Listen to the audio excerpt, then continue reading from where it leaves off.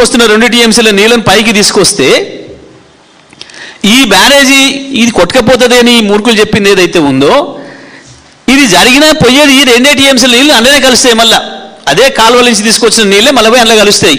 ఇక దీనికి భద్రాచలం కొట్టుకుపోయేది ఎక్కడ, ఇంకా 44 ఊర్లు కొడంగల్లు హుజూర్ నగర్లు కొట్టుకుపోయేది ఎక్కడ,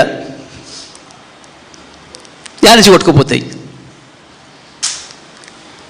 నిజమే దీని మీద చర్చకు వస్తాడా ఉత్తమ్ కుమార్ రెడ్డి?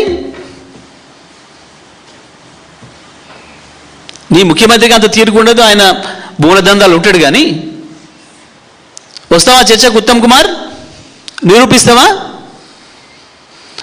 290 టీఎంసీ నీళ్లను ఒకేసారి మోసుకుపోయే గోదావరికి తన దాంట్లోనే ఉన్న నీళ్లు, సింపుల్ ఒకటే మాట, రైతాంగం ప్రజలకు అర్థం కావాలి, ఇళ్లలో ఉండే మహిళలతో సహా. మీరు మీ ఇంట్లో కుండలో ఉన్న నీళ్లు, ఒక గ్లాసు నీళ్లు తీసి మళ్ళీ అదే కుండలో పోస్తే ఆ కుండను పగిలిపోద్దా, పొంగిపోతుందా?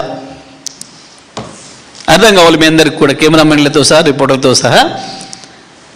ఇవాళ ఉత్తమ్ కుమార్ రెడ్డి ముఖ్యమంత్రి మూర్ఖపు గ్యాంగ్ చెప్తున్న మాట ఏదైతే ఉందో, నీళ్ళు తీసుకొచ్చి ఈడ పోస్తే అది కొట్టకపోద్ది అని, కుండలో ఉన్న నీళ్లను తాగుదామని తీసుకున్న నీళ్ళు, గ్లాస్ నీళ్లు ఏదైనా కారణం చేత అదే కుండలో పోస్తే ఆ కుండకు బరువు ఎక్కువవుతుందా, నిండుతుందా, నీళ్లు బొర్లి పోతాయా? ఉత్తమ్ ఇప్పటికైనా అర్థం చేసుకోనని చెప్పింది. ఇక మాట్లాడక ఇటువంటి అజ్ఞానం మాటలు. నువ్వు మొదలుపెట్టిన విద్య ఇది. ఎవడు మూర్ఖుడు చెప్పిండు నీకు అని? చెప్పిన మూర్ఖుడు ఎవడో కానీ నిన్ను మూర్ఖుడిని చేస్తున్నాడు. తెలుసుకో ఇప్పటికైనా. గోదావరి కెపాసిటీ ఎంత అంటే, దానిపైన ఇప్పుడు మనం నిర్మాణం చేసుకున్న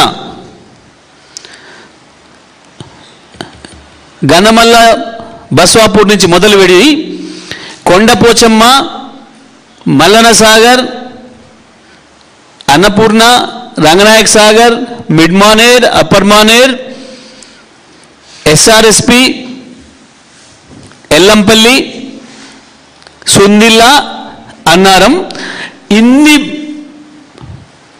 రిజర్వాయర్లు, బ్యారేజ్ల నీళ్లు మొత్తం కలిపి తీసుకుపోయి గోదావరిలో కడితే పోస్తే కూడా భద్రాచలంకి ఏం కాదు.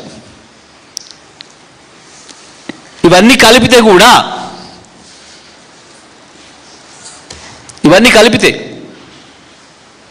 ఎస్ఆర్ఎస్పి కాక మిగతావి కలిపితే 140 టీఎంసీలు, ఎస్ఆర్ఎస్పి కూడా కలుపుకుంటే 230 టీఎంసీలు, 240 టీఎంసీలు, 240 టీఎంసీలు ఒకేసారి గోదావరిలో పోస్తే కూడా భద్రాచలంకి ఏం కాలే. ఇంతకుముందు 290 టీఎంసీలు వచ్చినాయి.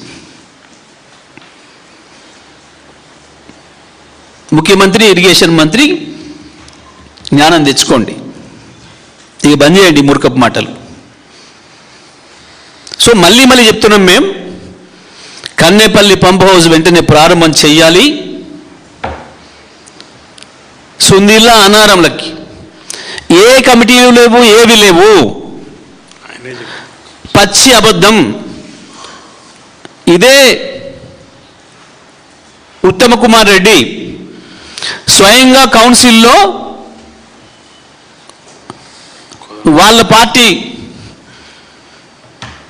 సోదర పార్టీ నాయకుడు,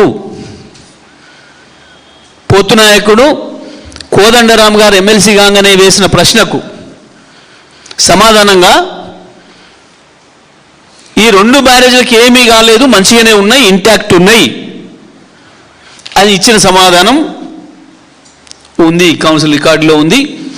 మీడియా మిత్రులు చూపించదలుచుకుంటే దాంట్లో ఉంది, దొరుకుతుంది. స్వయంగా కోదండరామ్ ఎమ్మెల్సీ అయింది ఎప్పుడు మీకు తెలుసు, తెలంగాణ గవర్నమెంట్ ఉన్నప్పుడు కాదు. ఈయన మంత్రిగా ఉంది కూడా తెలంగాణ గవర్నమెంట్ అప్పుడు కాదు. ఈయన మంత్రి అయినాక, కోదండరామ్ ఎమ్మెల్సీ అయినాక ఆయన ప్రశ్న వేస్తే ఈయన ఇచ్చిన ఆన్సర్ 2 ఇంటాక్ట్ ఉన్నాయి, వాటికి ఏమీ నష్టం లేదు, ప్రమాదం లేదు అని ఈ మాటలతోనే చెప్పినావు. నీకు కొంచెం జ్ఞాపక శక్తి తగ్గినట్టుంది పాపం. ముఖ్యమంత్రి పదవి పిచ్చిలో పడి ఆ గడ్డం ఇప్పుడు తీసేసుకోవాలనో పరేషాన్లో పడి జ్ఞాపక శక్తి తగ్గినట్టుంది.